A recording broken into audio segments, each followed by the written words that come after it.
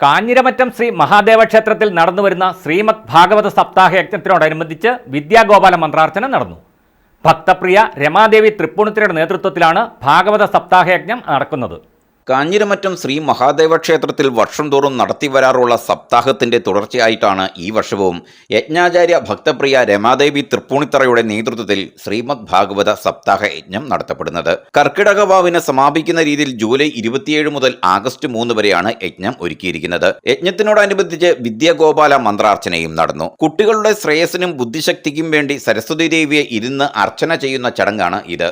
വിദ്യാഗോപാല മന്ത്രം ജപിച്ച് സരസ്വതി ദേവിയെ ധ്യാനിച്ചാൽ അലസത മാറി ഉത്സാഹത്തോടെ പഠിച്ച് ഉന്നത വിജയം കരസ്ഥമാക്കുവാൻ ദൈവിക കടാക്ഷം ലഭിക്കുമെന്നാണ് ഭക്തരുടെ വിശ്വാസം.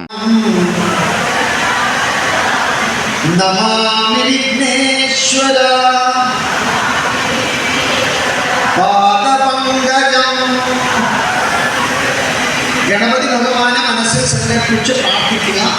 നിരവധി കുട്ടികൾ ഭക്തിപൂർവ്വം വിദ്യാഗോപാലാർച്ചനയിൽ പങ്കെടുത്ത് അനുഗ്രഹീതരായി. News bureau, Thodupuzha.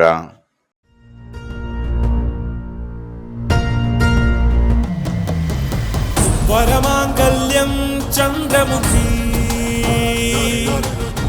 വധുവായി നീ സ്വർണ്ണമയി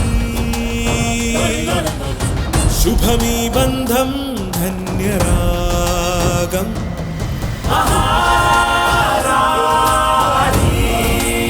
Maharani Wedding Collections, the classic bridal world.